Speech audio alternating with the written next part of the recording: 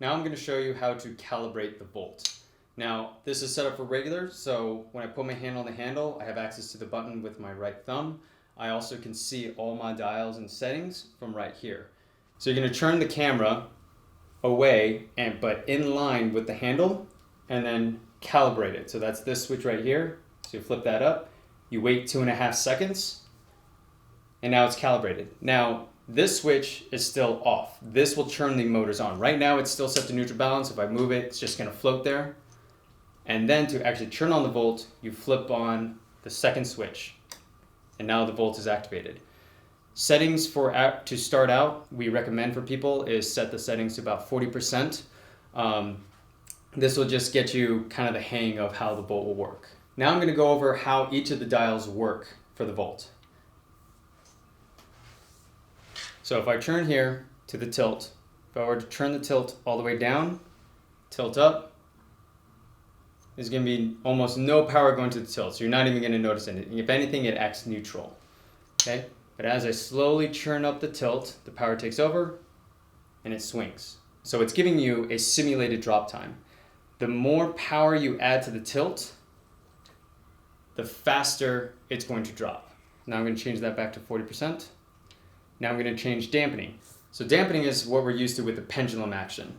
So if I swing up and let the volt do its work, with zero dampening, it's going to swing past the vertical point and swing forward and swing back until it settles. Now if I turn the dampening all the way up, I let go, it's going to swing, it's going to slow down and stick the landing. Okay? So this is useful if you have a lot of quick movements or you're doing vehicle mounts. The dampening is going to help keep your sled at whatever setting you have for your tilt axis. Now I'm going to change that back to 40%. Now I'm going to adjust the roll. So the roll dial works similar to how the tilt works. There's a certain amount of power that you're giving to it. So if I turn this all the way down, my roll axis is easy to move. As I turn up the roll, now it'll swing faster and seek that vertical position. So one thing to point out to you is if I turn the sled and I'm either pointing straight down or straight up, the volt goes into pause mode. So it's completely neutral, so it'll still be very easily to manipulate. But as I tilt up or down, the motors will re-engage. So next we're going to be going over the mode button. Okay, so right now it's set to normal mode. You have a solid green light. So the way this works is it only affects the tilt angles, won't affect the roll whatsoever. Now if I slowly tilt, I want to click the button as I go, and then it's going to set my new tilt angle. Now one thing to keep in mind, you should always still keep your hand on the gimbal. Yes, it is locking it in place, but I should still be doing what I normally would do when I operate. This thing isn't supposed to do your job for you, it's just an extra tool to help you do your job. Now that it's pointing up, I can also tilt back down, click as I go, and lock it in place. If you're just doing a small tilt up or down, you can just click it once. So the small tilt up, click once, and it'll be good. Next is sticky mode. So what you want to do with the mode button is push and hold it for 1 second. Now you're going to notice that the green light is blinking. The way sticky mode works is that it behaves like a fluid head. So whichever angle I point the camera, the volt will lock that angle. So I point up, it locks in place. I point down, the volt will lock in place. So this is really useful if you're doing a lot of up and down the stairs, looking up, down, whichever way.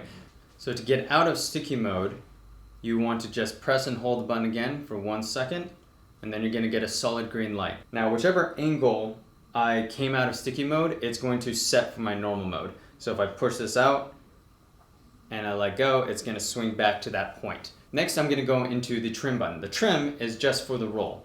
Now let's say you're working on a job and they really want a Dutch angle and you're going to live in this angle for a long time. You click the trim button, you wait 3 seconds, you're going to have blinking lights. You're holding onto the sled at the angle you want. Now once the lights turn solid, now that sets your roll angle. Now that's what it's going to remember. So if I roll out of that and let go, it's going to swing back into that position. Now to reset your roll, you push and hold the trim button. You wait 6 seconds, the lights will turn off. Once they turn on and start blinking, you let go of the button. the control box will reset and reset your level. Another reason why you might use the trim button is if you are someone who uses an MDR bracket, that doesn't always sit perfectly level. So when you turn on and calibrate your volt, you might notice in your screen that you're off by a few degrees. Now if that happens, you can use your trim button, set that to make your sled vertical.